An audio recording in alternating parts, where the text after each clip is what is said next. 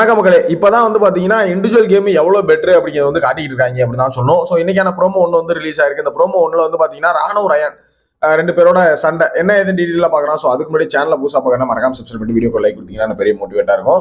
So முதல்ல பாத்தீங்கன்னா முதல் ப்ரோமோ ரிலீஸ் ஆயிருக்கு. இந்த முதல் ப்ரோமோல இன்னைக்கான தளர்வுகள் ஒவ்வொரு நாளும் ஒரு தளர்வுகள். அந்த தளர்வுகள் இன்னைக்கு வெளியில இருக்கிற ஆளும் விளையாடலாம் அப்படிங்கிற மாதிரி ஒரு விஷயம். அதான் முதல் நாள் எப்படி இருந்துச்சுன்னா தொட்டிக்குள்ள மட்டும் தான் பந்த கை அந்த பொம்மையை கை மாத்தணும். அந்த பால் இருக்கக்கூடிய ஸ்பேஸ்க்குள்ள மட்டும் தான்.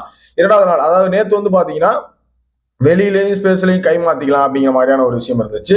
இன்னைக்கு வெளியில உட்கார்ந்துருக்க ஆட்கள் தோத்து போன ஆட்களும் வரலாம் அப்படிங்கும் போது இப்பதான் சூடு பிடிக்கும். ஏன்னா அந்த அவங்க தான் தடுக்க ட்ரை பண்ணுவாங்க. பாக்கி எல்லாம் பொம்மையை உள்ள கொண்டு போய் வைக்க தான் ட்ரை பண்ணுவாங்களே தவிர வெளியில இருக்கிற ஆட்கள் பொம்மை போனா அவங்க யாரை போகணும்னு நினைக்கிறாங்களோ இது எலிமினேஷன் ரவுண்டுங்கிற மாதிரி பாத்தீங்கன்னா அவங்களதான் தடுக்க ட்ரை பண்ணுவாங்க. எந்த பொம்மை போனான்னு நினைக்கிறாங்களோ அவங்களை பிடிச்சி உட்கார வைக்க ட்ரை பண்ணுவாங்க.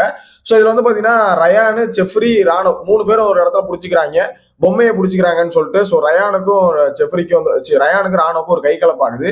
ஸோ ஒருவேளை இது எதுவும் கண்டென்ட் பண்றாங்களான்னு தெரியல. பட் ஆனா இந்த கேமை பொறுத்த அளவுக்கு பிராங்குக்கெல்லாம் வாய்ப்பு இல்லை. உண்மையில பிராங்குக்கெல்லாம் வாய்ப்பு இல்லை. பிராங்க் நினைச்சிருந்தீங்கன்னா அது பிராங்கா இருக்கிறது வாய்ப்பு ரொம்ப கம்மின்னு நினைக்கிறேன்.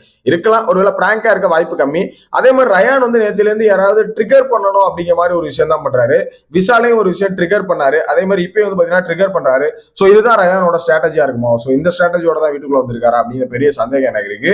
ஏன்னா எல்லாருமே ட்ரிகர் கேமுக்குள்ள வந்தாலே ட்ரிகர் பண்ண ட்ரை பண்றாரு அப்படிங்கிறதான் ரயானோட ஒரு பெரிய ஸ்ட்ராட்டஜியா இருக்கும்னு என்னோட கருத்து. உங்களோட ஒப்பீனியன் என்ன இந்த விஷயத்துல அப்படிங்கிற மறக்காம கமெண்ட்ல போட்டுருங்க. நெக்ஸ்ட் வீடியோ மீட் பண்றேன். தேங்க்ஸ் ஃபார் வாட்சிங்.